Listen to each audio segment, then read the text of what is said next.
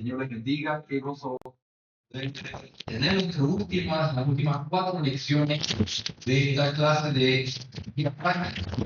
De alguna manera, tengo que afirmar que esta última lección, o estas últimas 4 lecciones, son las lecciones más importantes, no en un sentido de que lo anterior no haya sido importante, pero esto es la parte visible. Si alguien pregunta cuál es el título de este taller, hemos dicho eclesiología práctica. Pero la eclesiología práctica tiene una manera de ser entendida, de ser vista en lo que vamos a ver ahora. Todo lo anterior fue conceptos, principios, ideas claras que nos permiten llegar a este momento en el cual nosotros estamos ahora. Hay 4 actividades que la iglesia tiene. 4 actividades que no necesitan activas que la iglesia hace. Podemos llamar 4 actividades principales. 4 actividades que son parte de lo que la iglesia tiene que hacer para entrar a Cristo de la forma en que la iglesia debe vivir. Esas 4 actividades no son opcionales, son responsabilidades que la iglesia tiene que hacer para poder vivir como Cristo quiere que viva. Esas 4 actividades son elección social. Toda iglesia bíblica debe elegir el plan, la voluntad de Dios para la vida de la iglesia y llegar para ella. Y también tienen la que llamando. En segundo lugar, también acepta. Esa es la segunda actividad importante que la iglesia tiene que hacer. Aceptación. En tercer lugar, nosotros tenemos la expulsión de miembros impenitentes. Expulsión de miembros impenitentes. Y en cuarto y último lugar, la vida. Déjenme dedicar las 3 palabras a esto. Mis hermanos, si la iglesia le pertenece, si el Señor es el dueño de su iglesia, por lo tanto, las cosas en la iglesia deben hacerse como Cristo ordenó. Y se acuerdan lo que vimos en la primera lección, afirmamos que el Señor no solamente muestra la naturaleza sobrenatural que tiene la iglesia a través de que iba a ser revelada de parte de Dios desde el cielo, que iba a tener un fundamento que Dios lo iba a poner, o que iba a tener un propósito, que era un propósito sobrenatural, sino que también le dio una herramienta para hacer un funcionamiento sobrenatural. Y ese funcionamiento es el hecho de haber entregado la llave del reino de Dios. Por lo tanto, y llegar a verse de manera práctica en estas 4 actividades, porque esto es lo que significa abrir la puerta del reino y cerrar la puerta del reino, que es el propósito por el cual se nos dio la llave. ¿Cómo la abres? Bueno, la abres cuando tú eres persona que has nacido de nuevo.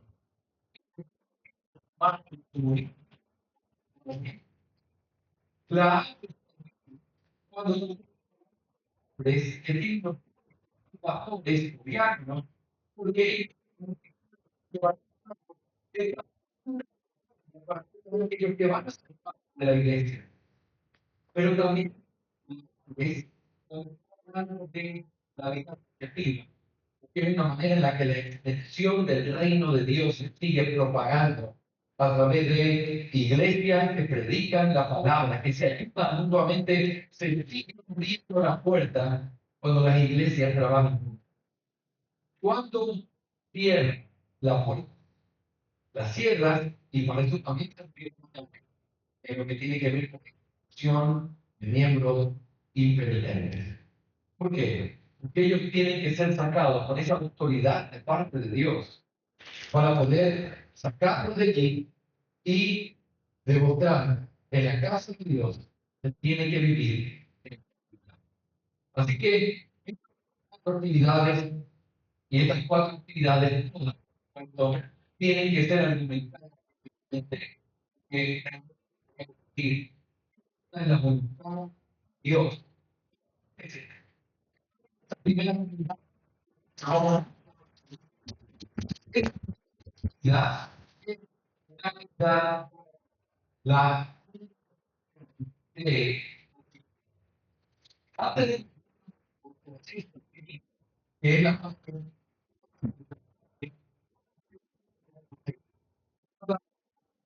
fundamento bíblico para poder entender esto.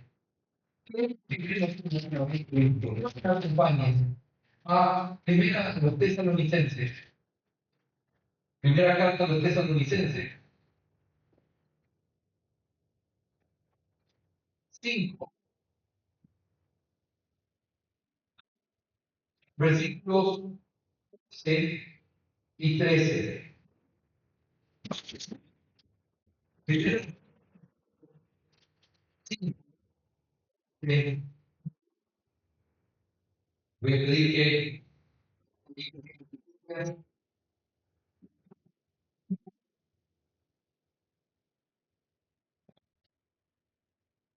muy bien. Nosotros, gracias.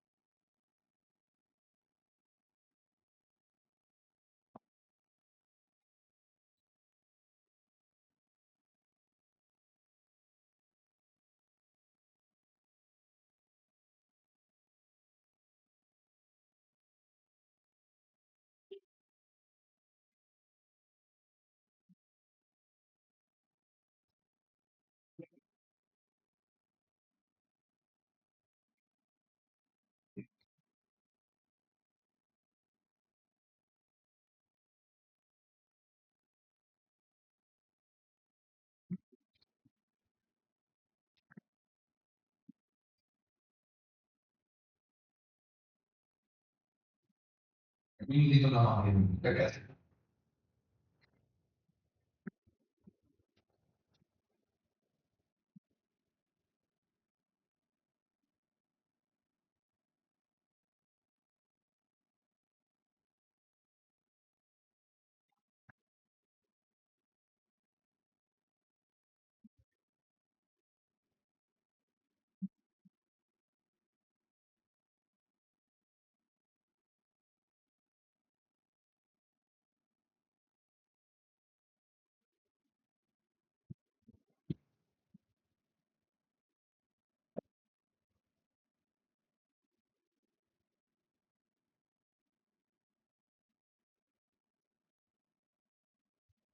Muy bien.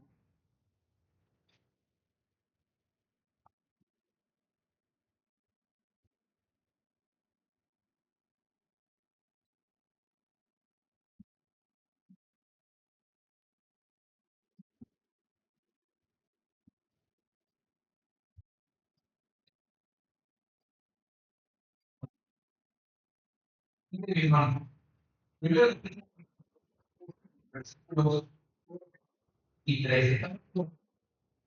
Miren lo que dice la palabra del Señor. Pero no, mi hermano, que el rey a lo que con diligencia regresó. Y os dirige, y os dirige, y que lo tenga en un destino por causa de su mi hermano. Es trabajo del es muy importante que la iglesia haga la tarea de se tiene que valorar para poder dar a es la iglesia Una los que sirven entre ellos. Una iglesia que no está esperando esta búsqueda es una iglesia que está quebrantando un mandamiento expreso del Señor. Ahora, no solamente hay que reconocer, sino que dice a quiénes hay que reconocer. Y es a los que con diligencia trabajan entre nosotros y os dirigen en el Señor y os instruyen. Aquí pudimos hablar de manera genérica de los oficiales, porque aquí dicen los que trabajan entre nosotros. Trabajo grande, porque es el trabajo de servir, amor, diálogo. Pero por eso,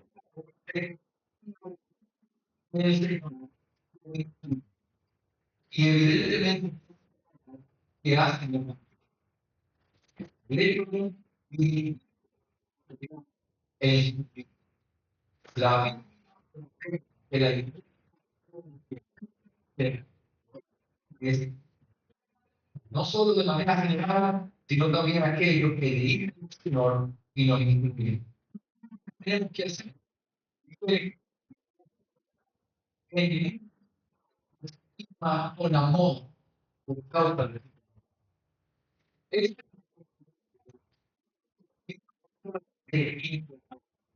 porque no puede reconocer al hecho de personas que siguen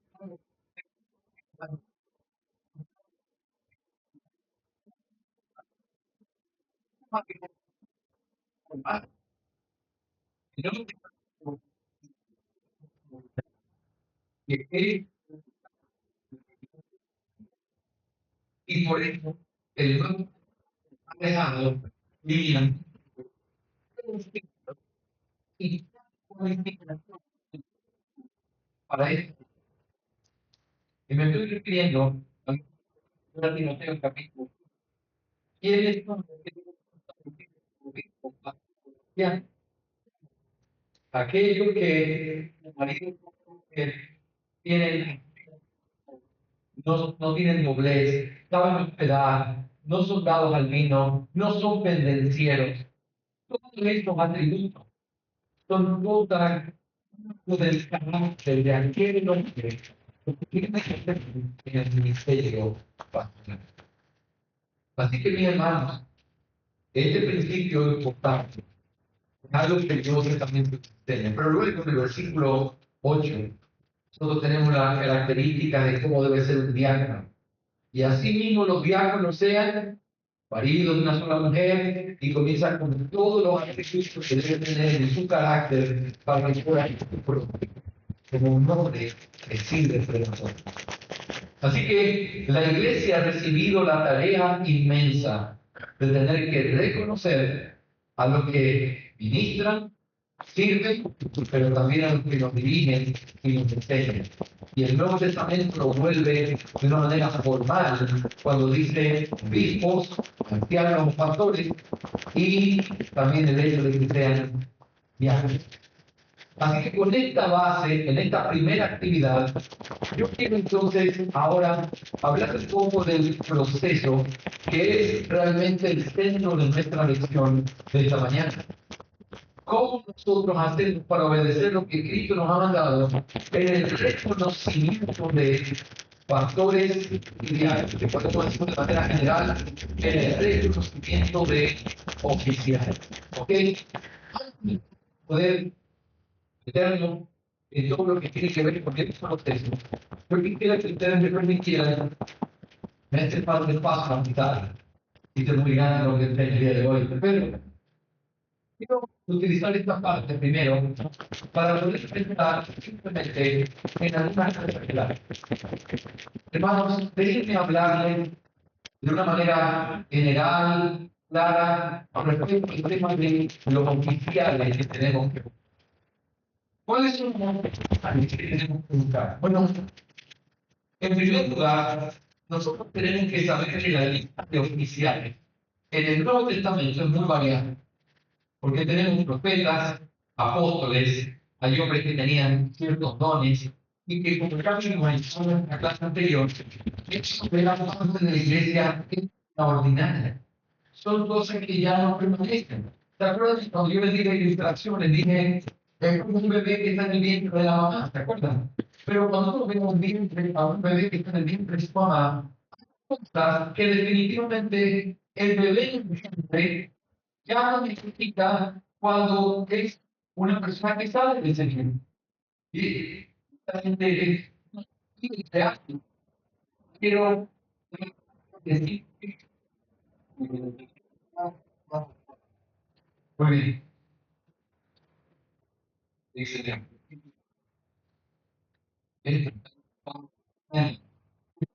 David, ok.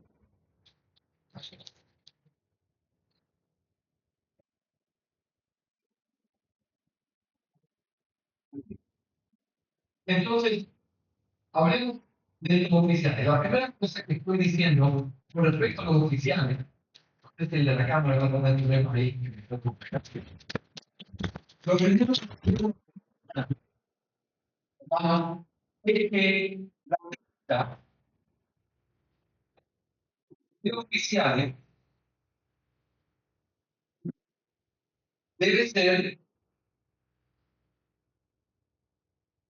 de la iglesia ordinaria. La lista de oficiales, la lista de la iglesia ordinaria.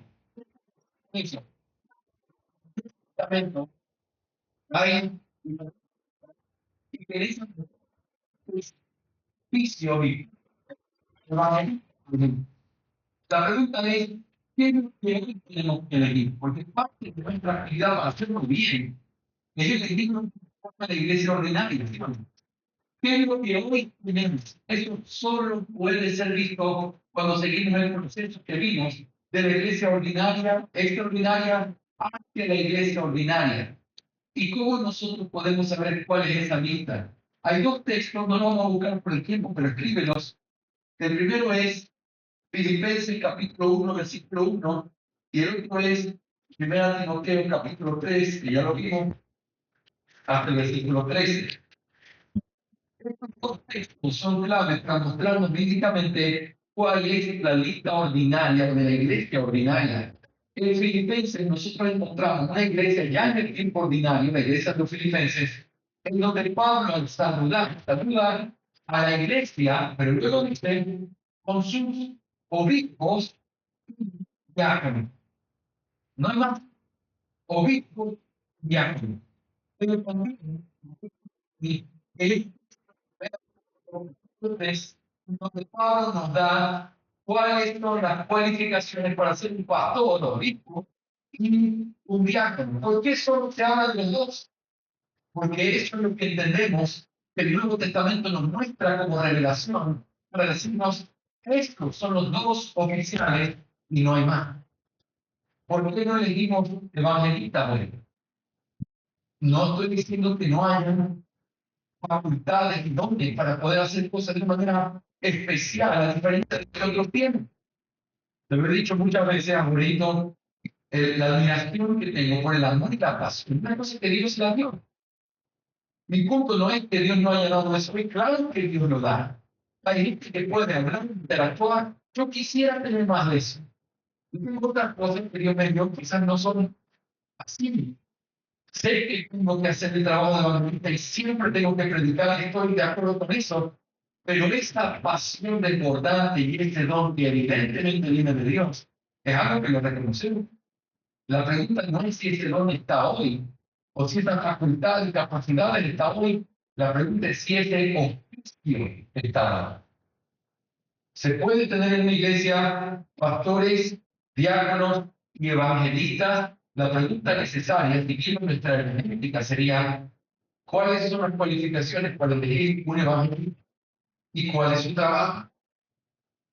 Al no, el evangelista es un oficio que ya no está, aunque los pastores obra de evangelista, y hay hombres que tienen dones que son más propicios para un trabajo evangelista.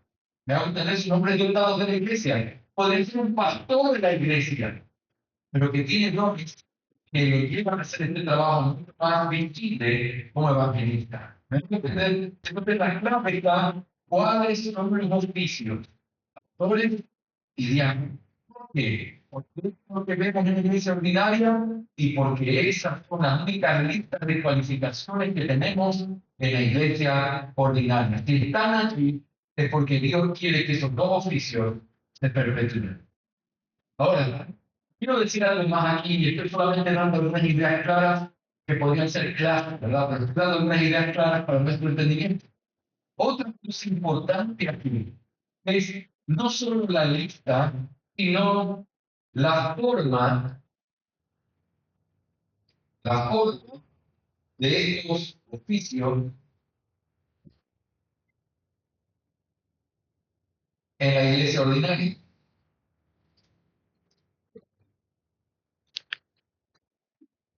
Aquí la forma significa que después enseñe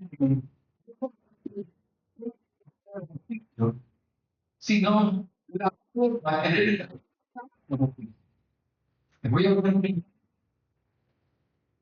El nuevo una generación, porque en la iglesia, no, aquí podría decir y pastores, y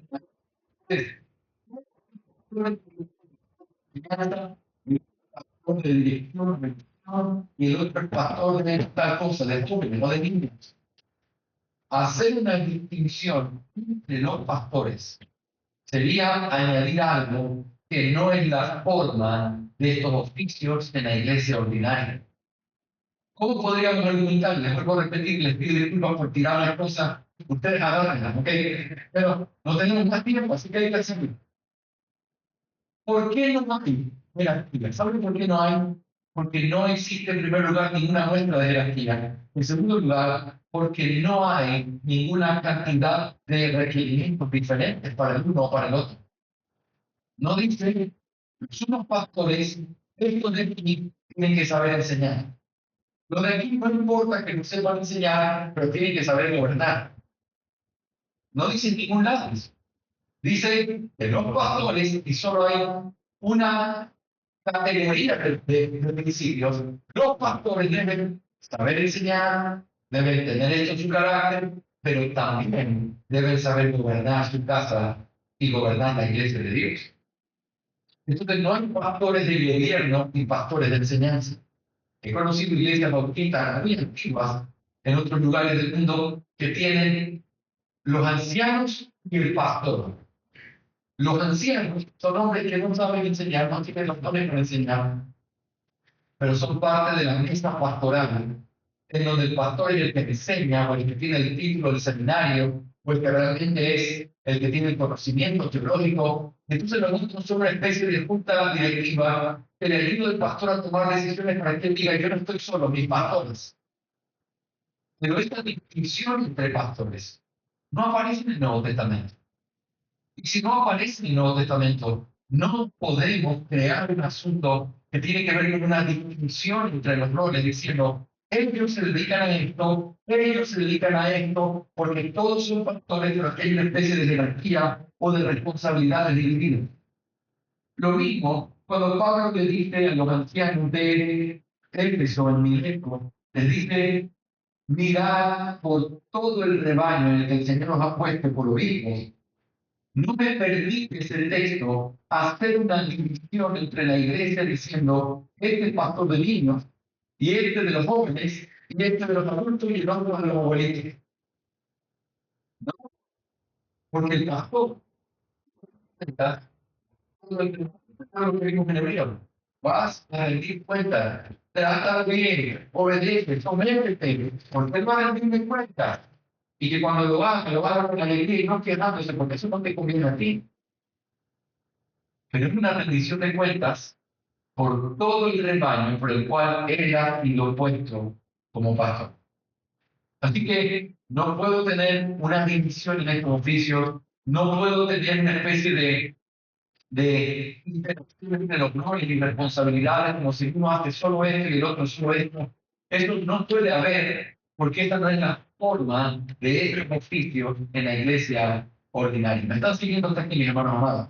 Entonces alguien me dice, entonces, ¿cuál es la forma, pastor? Hay tres palabras clave para poder pensar en los pastores, que ya las mencioné en las clases anteriores, pero lo voy a repetir aquí.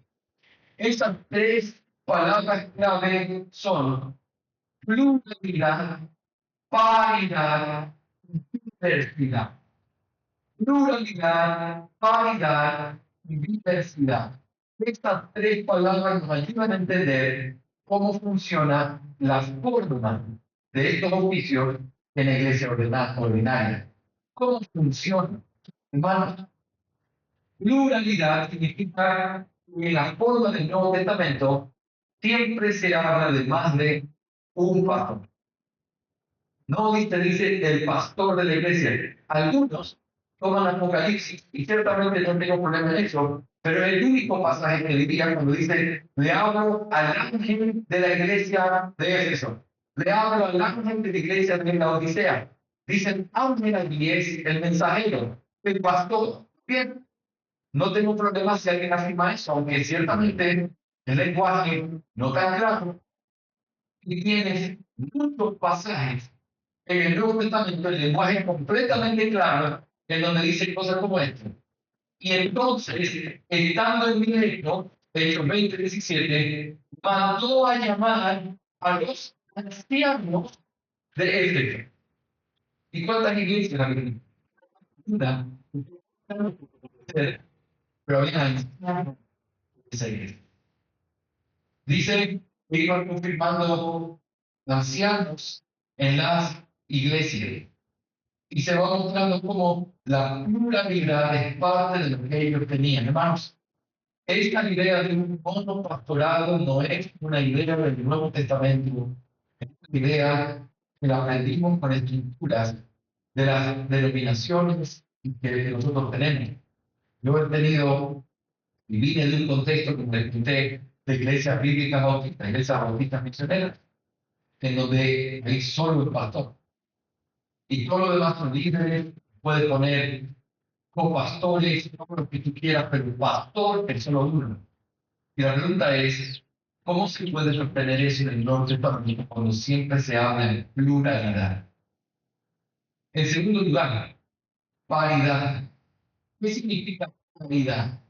Paridad no es solamente que hay más de uno, sino que todos ellos tienen la misma autoridad. No hay jerarquía, están de una forma horizontal.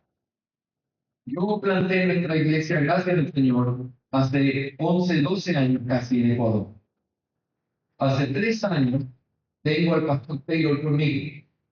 Yo no soy el pastor fundador, el pastor plantador, el pastor original.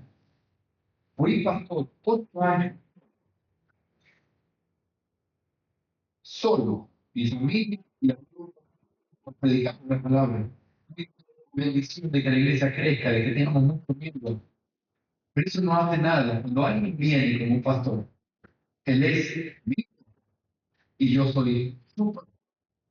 No importa que tenga 10 años antes que él, no importa que yo haya plantado la iglesia, no importa que yo sea el que lleva la visión, como dicen algunos, él es mi pastor. Y me someto a él, oye, el permiso, y no hay ninguna otro tipo de influencia, daño de servicio, los dos nos paramos al igual y los dos tomamos decisiones como fe en nuestra iglesia. Yo llamo y le pregunto, pastor, ¿qué hacemos sobre este tema? ¿Qué piensas tú? Tal cosa, tal cosa. Hagámoslo así. Ok, así lo creo. Mi familia se cura de mí. Me dicen que mi papá me llama, me cambia la voz y le digo, sí, mi papá. Usted dígame. Mi hija Sofía que dice, papá, no sé qué llamarle pastor. Digo, Taylor, pero no voy a decir mi pastor. Hermanos, y no es algo en la teoría, es algo que se vive en la práctica. Mucha gente dice, yo creo que uso la calidad,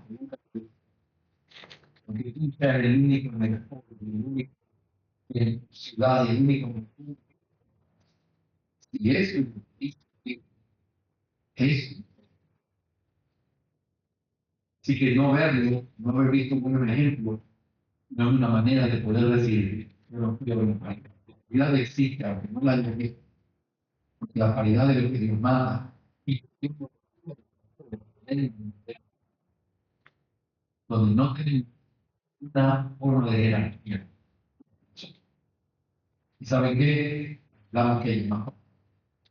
Hoy, uno de nuestros estudiantes,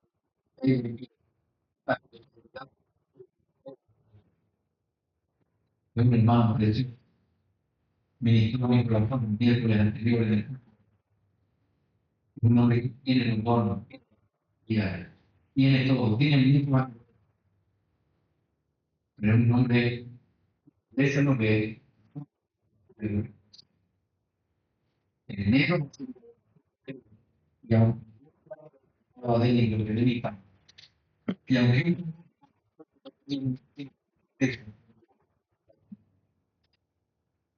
si la iglesia vota sí, bendición que nosotros ya hemos dado a decir, este hombre tiene la calificación.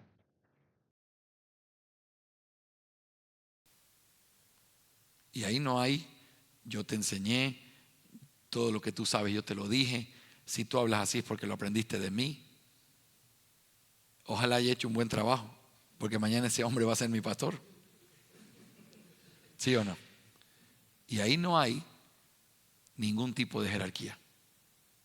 Yo no le enseñé a Taylor, de hecho él me enseña a mí, pero yo sí le enseñé a Dennis. Pero al final de cuentas eso no importa, porque cuando uno tiene pastores, tiene una paridad en el ministerio pastoral. En tercer y último lugar, antes de meternos en el proceso, nosotros también podemos hablar de una diversidad. Hermanos, ¿qué significa diversidad? Taylor y yo no somos iguales.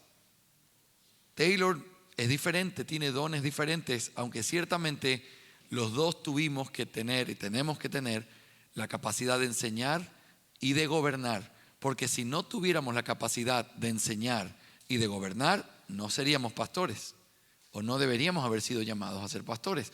Sin embargo, hermanos, Taylor tiene capacidades, y lo digo delante del Señor y de ustedes, superiores a las mías en muchos sentidos. Quizás yo puedo hablar español sin acento. Quizás sea lo único que yo tenga mejor que él. Y de hecho es una virtud de él, porque mi inglés tiene mucho acento. Pero Taylor es un administrador por excelencia.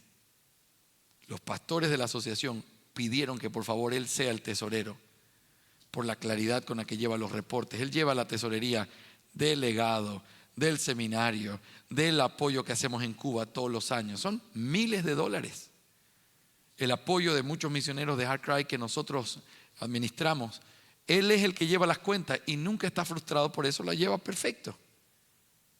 Lo amamos, lo respetamos, sabemos cómo es, sabemos su transparencia. Yo no puedo hacer ese trabajo, ese no es mi trabajo. Yo puedo administrar, hasta que él viniera como pastor, las cuentas de la iglesia se llevaban en orden, en una tablita hecha a mano, pero se llevaban en orden. Y realmente él es superior a mí en eso. Yo no tengo problema en decir, Taylor, dime tú cómo lo hacemos, dime tú cómo nos organizamos. Tú eres el hombre dotado en eso. Es un hombre que tiene una mente brillante en la teología. Quizás él reconoce que yo tengo más elocuencia, quizás porque es mi idioma. Y entonces nos organizamos. Sus escuelas dominicales han hecho la médula central de nuestra iglesia local. Y quizás mis predicaciones tratan de llegar al corazón de nuestra gente. Y hemos aprendido a vivir en un buen balance, en donde podemos amarnos y caminar de cerca, sabiendo las virtudes y las fortalezas que cada uno tiene. Aún el hecho de que Él me deje salir tanto es un reconocimiento de Él diciendo, yo no soy nadie para impedir lo que Dios está haciendo contigo. O el hecho de que tú puedas tener contacto con otras personas y ser de bendición para otros. Yo me gozo en eso, te extraño. Ojalá estuvieras aquí, ojalá resolviéramos problemas juntos. Cuando tú no estás, igual hay problemas.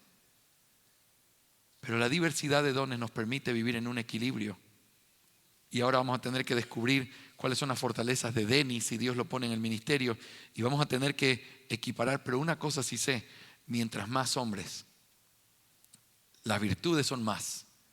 Aunque las deficiencias se puedan suplir de la que cada uno tiene, las virtudes son mayores. Porque podemos dar lo mejor de cada uno para que esa iglesia funcione de una mejor manera. Hermanos, es una bendición la forma en la que Dios lo hizo. Es una bendición. Es una bendición que nos permite vivir en un buen equilibrio, llevando la carga y dando lo mejor de nosotros. Así que eso es algo bien importante para pensar. Con respecto a los diáconos, solamente voy a decir lo siguiente. Hermanos, los diáconos no son un paso antes de ser pastor. Los diáconos son una rama diferente de lo que es el ministerio. En el ministerio pastoral hay unos el ministerio en general de los oficiales, hay unos que ministran y hay otros que lideran y enseñan. Así es como lo plantea primero a los tesalonicenses. Pero así es como plantea también las cualificaciones que se piden. De los diáconos no se dice que el diácono sea apto para enseñar. ¿Por qué no? Porque ese no es su oficio. Ahora alguien me pregunta, pero entonces los diáconos no pueden enseñar. Claro que pueden enseñar, pero no enseñan por ser diáconos. Enseñan porque son hombres dotados con ese don por el Señor para poder ministrar a la iglesia. Los diáconos no son pastores en chiquito. No son pastores de una segunda categoría que están esperando a ser pastores. Los diáconos son un oficio en sí mismo. Y no descarto que hombres siendo diáconos, de pronto el Señor despierta sus corazones y los otros se dan cuenta de que realmente debería ser un pastor. Y no hay ningún problema que en esa consideración de ser diácono llegue a ser pastor. Porque la iglesia lo reconoce, porque tiene los dones, pero no es un paso previo. ¿Y qué hace la diferencia? La diferencia, creo yo, es que en el ministerio pastoral se necesita un don. Y se necesita, un llamamiento sobrenatural, no en el diaconado. Porque cuando habla del pastor dice que anhele el obispado. Cuando habla del diaconado no dice eso, porque el servicio, la administración es parte de algo que todo creyente tiene, solo que hay hombres que lo hacen de una manera excepcional. Y esos hombres son los servidores por excelencia. Pero el llamado a servir lo deben tener todos los cristianos. Solo que hay algunos que sobresalen y que nosotros reconocemos. Los diáconos son hombres extraordinarios que aunque todos en un sentido ordinario sirven, ellos lo hacen de una manera extraordinaria. Y por eso se los reconoce. Hay 3 cosas que los diáconos deben hacer y si quieres escribirlo allí va a servir para que lo recuerdes. Se me está yendo la primera hora, pero les dije, les tuve paciencia yo a ustedes ayer, ahora ustedes me van a tener que tener paciencia a mí. Los diáconos, podríamos decir lo siguiente, hay 3 cosas que los diáconos tienen. Primero, los diáconos se dedican, y esto todo lo sacamos del principio que vemos en Hechos 6 y en la conexión que tiene también con lo que después se pide de los diáconos.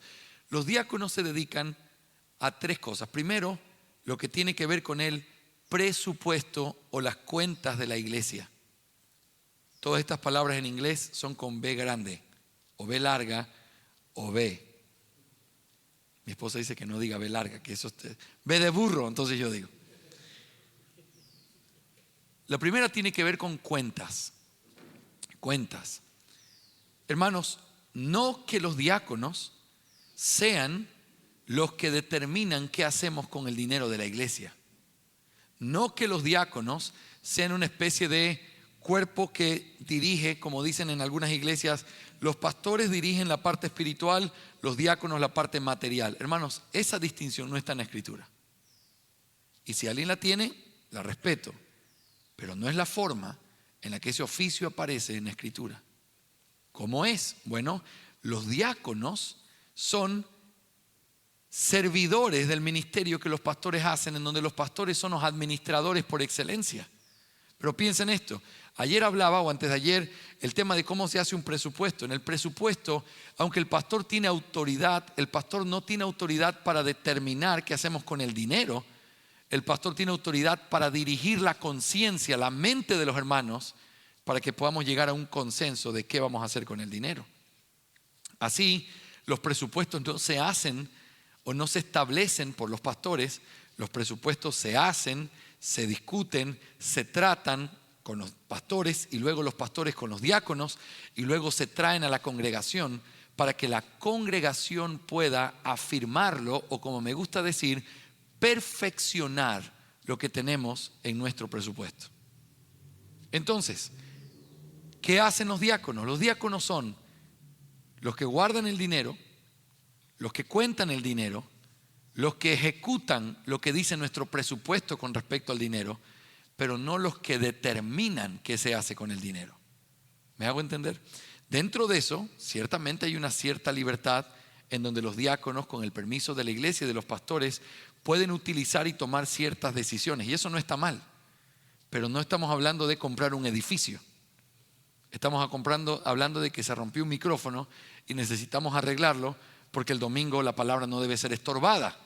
Entonces tiene que haber un cierto permiso dado por la iglesia y los pastores en donde los diáconos digan, cuando es un gasto menor a $100, $200, vamos y lo resolvemos. Y cuando se presentan las cuentas dicen, hermanos, se rompió este micrófono y lo resolvimos, por eso está esa cuenta allí. Perfecto, gracias hermanos por atender ese problema. No se tiene que reunir la iglesia a hacer algo fuera del presupuesto para resolverlo. Los diáconos pueden tener esa libertad, pero es diferente a decir, ellos dicen lo que se hace con el dinero. Y lo que estoy hablando es la sumatoria de todo lo que a veces he visto en muchísimos lugares. Lo que yo mismo viví cuando era miembro de una iglesia y luego fui pastor de una iglesia, en donde una vez el diácono dijo, yo fui a un lugar, esto es una historia muy triste, fui a un lugar, decimos una ferretería, donde hay cemento, y dije, por favor, deme tantos clavos y lo pone a la cuenta de nuestra iglesia. Y me dijo la señora que atendía, pastor, se los voy a dar, pero quiero que sepa que vino fulano de tal, que era el tesorero, no era ni siquiera un diácono, y me dijo que no le diera nada más en nombre de la iglesia porque ya no iban a pagar eso, no sé qué, no sé cuánto. Ah, así fue. ¿Y quién te dio permiso para gastar ese dinero? Y con que el permiso de quién hiciste tal cosa. Cuando se pone en lugares de autoridad que la Biblia no da, lo único que tienes es desorden y en última instancia, dolor. Porque es difícil ubicar a la gente cuando ya está haciendo algo, siente que es algo y tener que ponerlo en su lugar y decir, estás desubicado. Eso es doloroso. Para quien lo hace y para quien lo recibe. Pero en algún momento se tiene que romper ese molde para que cada uno disfrute de hacer lo que hace sin estar en una posición equivocada. Hermanos, por eso tenemos que pensar correctamente con respecto a la doctrina de la iglesia. Así que los diáconos se encargan del presupuesto, no determinarlo, sino ejecutarlo. En segundo lugar, los diáconos se encargan también del edificio. ¿Qué quiero decir con el edificio? Bueno, ellos son los que se encargan de que la palabra no sea estorbada. ¿Cuál es la razón por la que en Hechos 6 se eligen a estos hombres para que puedan servir las mesas? Dicen los apóstoles, para que la palabra y la oración no sean estorbadas. Porque no es que ese era un trabajo indigno, no, es que ese no era el trabajo principal que los apóstoles tenían que hacer. Y ciertamente lo habían hecho, lo habían tratado de hacer, pero estaban fallando a ese trabajo y estaban en peligro de fallar en el otro trabajo que era el principal que habían recibido, la predicación, la oración, la palabra y la oración, y era su función. Por lo tanto, el ministerio diaconal surge como una ayuda preciosa para suplir el trabajo que los pastores hacen. Y ese trabajo es la predicación.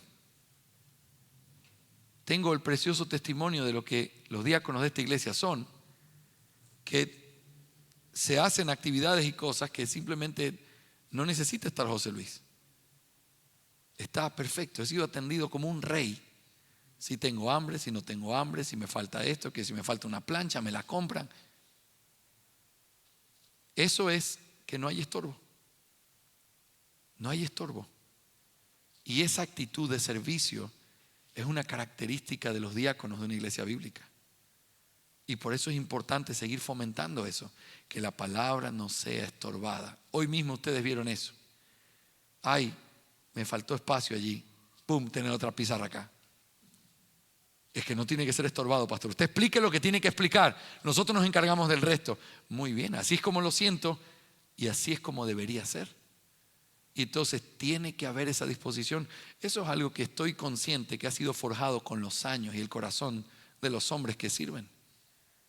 Pero es algo que nosotros tenemos que enseñar. Así es como debería ser. Y entonces tenemos presupuesto, edificio. Edificio significa pizarras, que las sillas estén puestas, que el local esté abierto, que esté limpio. No significa que ellos lo tengan que hacer, significa que ellos se encargan de que esté hecho. Son los administradores de esa parte de la vida de la iglesia. Pero en tercer lugar, y lo digo en tercer lugar, pero realmente es lo más importante. Así que miren esto, lo dije en tercer lugar, pero denle la vuelta. Es lo número 1, la benevolencia. La característica distintiva de los diáconos es que los diáconos surgen como un oficio encargado de suplir una necesidad física y material que había en la iglesia de Jerusalén, ¿sí o no? ¿Cuál era? Era la necesidad de suplir a viudas que estaban siendo desatendidas. Eso es benevolencia. La benevolencia o este deseo de bien es el corazón del ministerio diaconal. Piensen en esto y no voy a tomar mucho más tiempo porque tenemos que meterle a lo que viene ahora, pero piensen en esto. Hermanos, en el antiguo pacto nosotros teníamos diferentes manifestaciones en las que Dios mostraba benevolencia. Por ejemplo, aún una muy extraña o muy interesante, si quieren verlo así, las ciudades de refugio. ¿Qué eran las ciudades de refugio? Un lugar para mostrar la benevolencia de Jehová. Fue por error, fue en un accidente, huyo a esa ciudad para protegerme del vengador. Era una manera de mostrar misericordia aún al que no podía. Por el otro lado, tienes la famosa ley que tenía que ver con la siega o la cosecha, en donde se tenía que dejar lo que cosechabas y se caía, déjalo ahí. ¿Por qué? Para que puedan venir con libertad los pobres, los extranjeros, a tomar del campo y que ellos pudieran comer. La famosa historia de Ruth, la moabita, en una tierra que no era la suya, yendo a cosechar lo que quedaba. Así era por ley. La misericordia de Jehová se tiene que mostrar en esta tierra. Y así era como funcionaba. Los años de jubileo, donde se perdonaban las deudas, donde se podía comprar la libertad después de haber sido un esclavo por deudas. Todo eso es una muestra de benevolencia. La pregunta es, ¿cómo se ve esa benevolencia en el Nuevo Testamento? ¿Sabes cómo se ve? No solo en el amor sacerdotal de los hermanos. Dios creó un oficio para que ese oficio fueran las tiernas manos de Jesús acariciando a los necesitados en medio de su pueblo. Esos son los diáconos. Son hombres que tiernamente acarician a los necesitados como Jesús lo haría. Si los pastores evidencian el amor del Señor por sus ovejas, los diáconos evidencian la ternura, la benignidad y la disposición que Dios muestra con los más necesitados.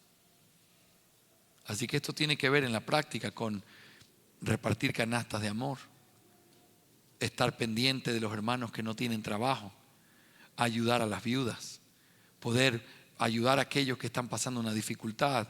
Cuando alguien se cambia de casa, ayudar con eso, porque es un tema, es un trabajo, pero es una muestra de bondad. Es una muestra de la ternura que la iglesia debe tener para con aquellos que lo necesitan.